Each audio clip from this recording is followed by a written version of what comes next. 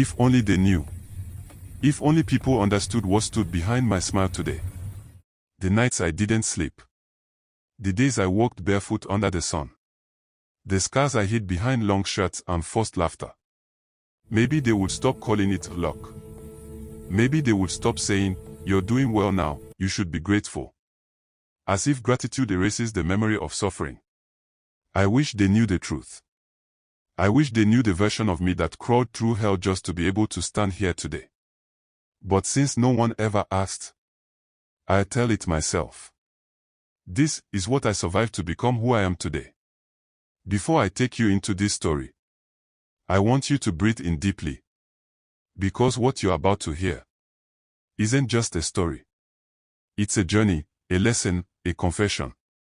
And maybe something you've lived through too. If you're new here, support this journey by subscribing.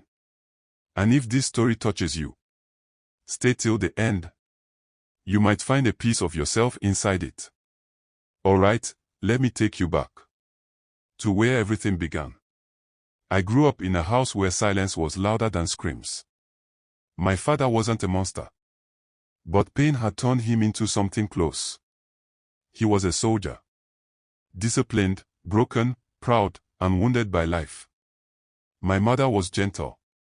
The kind of woman whose smile softened walls. But even she couldn't soften him.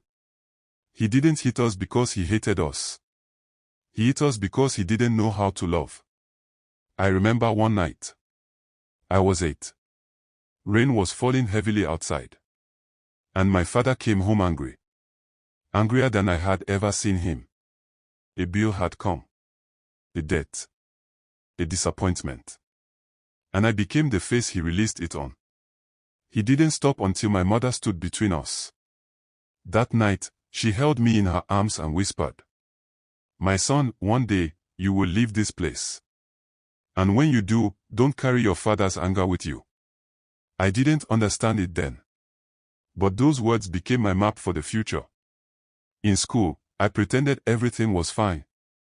People laughed, played, talked about cartoons. But I lived in another world entirely. A world of survival. I was always the quiet one. The boy who ate alone. The boy who never brought snacks because there was never money for snacks. The boy who couldn't afford slippers and came barefoot sometimes. Teachers thought I was slow. Classmates thought I was strange. Only one person saw through me. A girl named Miriam. She had this soft voice. So soft you had to lean in to hear her. Whenever she spoke to me, my heartbeat calmed. One day, she asked, "Why don't you ever smile?" I lied. I said, "I don't know how." She didn't laugh. She just said, "Then I'll teach you." But life didn't let the lesson last long. Her family suddenly moved away. No explanations. No goodbye. Just absence. And my silence grew even deeper. When I was 14, I lost the one person who made my world a little bearable. My mother. She had been sick for months. But she hid it from us, thinking she could fight it alone. I came home one evening and saw neighbors gathered outside. Their faces told me something was wrong before anyone said a word. My father sat inside, his hands shaking for the first time in my life. "She's gone," he said. Just those 2 words. And something inside me shattered. My mother was the bridge between my pain and my sanity. With her gone, I sank into a darkness I didn't know how to escape. My father changed too.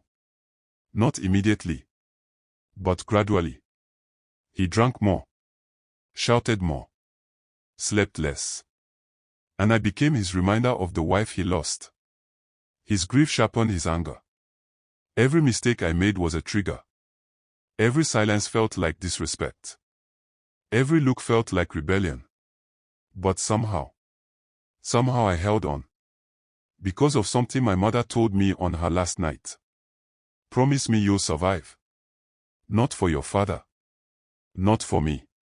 For yourself." I promised. At 17, I couldn't take it anymore. One night, after a long argument, my father told me, "You're nothing without me. The world will eat you alive." I walked out that night with nothing but a small bag, 3 shirts, and a dream too fragile to survive the wind. I slept in an unfinished building for weeks.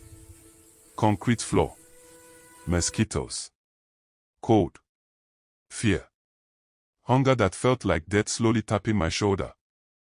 But every morning, I woke up and whispered, "You promised her. Survive." That promise became my strength. I found small jobs. Car washing, offloading goods, sweeping in front of shops, even begging when hunger became unbearable. People think poverty is just lack of money. No. Poverty steals your dignity first. But I refused to break. One day, while offloading goods, a woman watched me from across the street. She was dressed in simple clothes, but carried a calmness that felt like home. When the work ended, she called me over. "You work hard," she said. "What's your name?" I told her. She asked, "Where do you live?" I hesitated. But something in her eyes made me trust her. She didn't judge me. She didn't pity me. Instead, she said, "Come tomorrow. I have something for you." The next day, I came expecting food or old clothes. But she surprised me. She enrolled me in a community training center. She paid for my first set of tools. She checked on me like a mother would. Her name was Auntie Busy. And she became the second woman to save my life.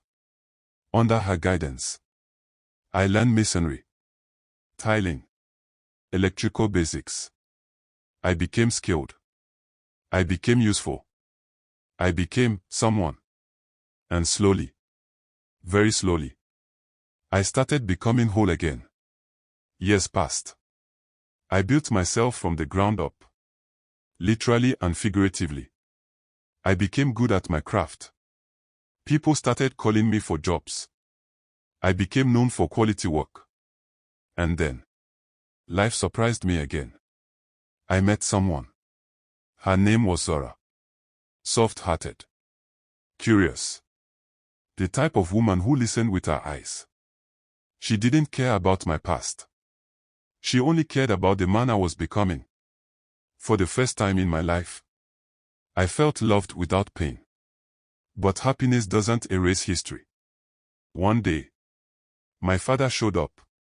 Old. Sick. Weaker than I remembered. He looked at me with eyes full of years of regret. "I thought you died," he whispered. "I went back to the places you stayed. They told me you slept on the streets. Son, forgive me." I didn't know what to say. Anger rose. Love rose. Pain rose. And I stood there, a grown man, feeling like a confused child again. I wanted to shout. I wanted to cry. I wanted to walk away. But instead, I did what my mother would have wanted. I forgave him.